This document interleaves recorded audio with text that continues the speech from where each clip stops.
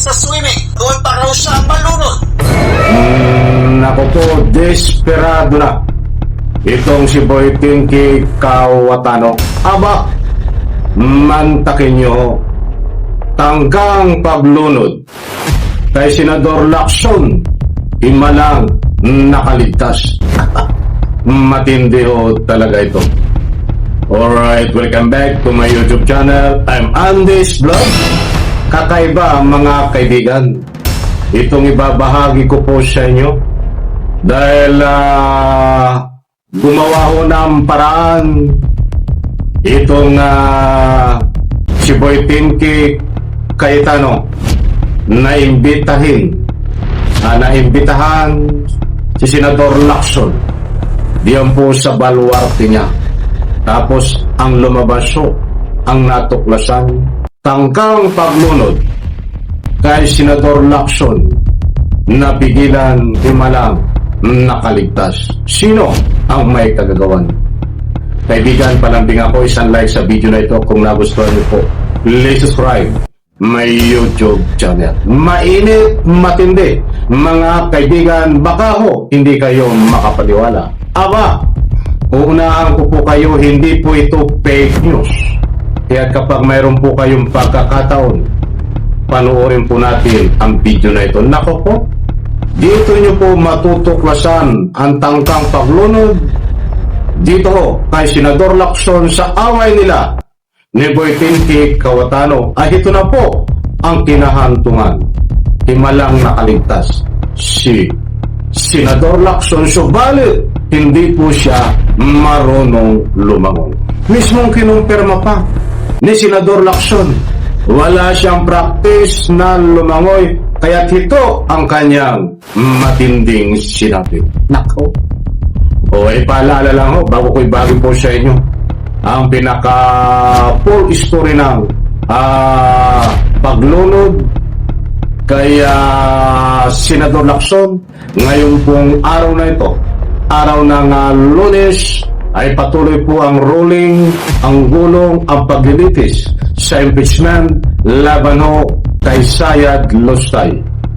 Sa next vlog po, ibabahagi ko naman sa inyo itong may kaugnayan naman sa impeachment dahil sandamakmak na matitibay na ebidensya ang natuklasan na naman laban kay Sayad Lustay. Ito po, may kaugnayan sa paglunod dito ho kay Senador Lacson. Nako, magugulat po kayo. Samantala, inibitahan ni Senator Alan Peter Cayetano si Senator Ping Lacson at ang publiko na personal na inspeksyonin ang mga infrastruktura sa Taguig. I will continue to invite not only Senator Lacson, not only his staff, but everyone. Iba kasi yung sa papel-papel, iba yung sa picture-picture. Tingnan niyo yung budget, pumunta kayo sa lugar, makikita niyo nandyan talaga yung project at magaganda. Again, at the best of my knowledge. Sinabi ng Senador kasunod ng issue ng mga umano'y irregularidad sa infra project sa lungsod. Muli rin niyang iginiit na wala siyang ghost project sa kanyang baluarte. Pero tinanggihan ni Senator Lacson ang imbitasyon. Saka na lang daw siya pupunta kapag maayos na ang flood control program sa Taguig. Anya, matagal na siyang walang practice sa swimming. Baka doon pa raw siya malunod. Noong nakarang linggo, isinuwalat ni Senator Lacson na may 4 na proyekto sa Taguig at magkakaibang kontrakto. Pero iisa umano ang isinubitay mga larawan para sa billing and collection. Ayan po mga kaibigan, buhat sa News 5. Para po sa tuloy So may umubyan sa kausapin ni Lacson versus sa Cayetano na usapang paglunod. Hindi naman po tayo nagpapakalat ng anumang fake news. Nandiyan po ang resibo, katibayan na ang sabi nga ni Senador Lacson ay wala siyang practice maglangoy. At sabi nga nitong si Cayetano ay may kaugnayan na malulunod itong si Senador Lacson. Ito po, pakinggan po natin ang sinabi ni Boy Tinky Cayetano. Para fair naman po tayo. Ito, mga kaibigan, tingnan po natin. Ipi-play ko po sa inyo ang binitawan ni Boy Tinky Cayetano. Ito. Senator Lacson, Senator Lacson, hindi ka malulunod sa bahat sa Taguig. Malulunod ka sa katotohanan. Yan pagpanay kasi sinungalingan ang nakakalunod yung katotohanan. Awa ng Diyos, yung 30-40 40 years ago na mga baha na 2 months, 3 months hanggang waist, hanggang dibdib. No? Lumaki ako sa Taguig po na ganyan ang nararanasan. No? But ang flood control projects po sa Taguig were ongoing. Then yung major po ay plinano ng Marshall Lupag, pero na-implement ko around 2000.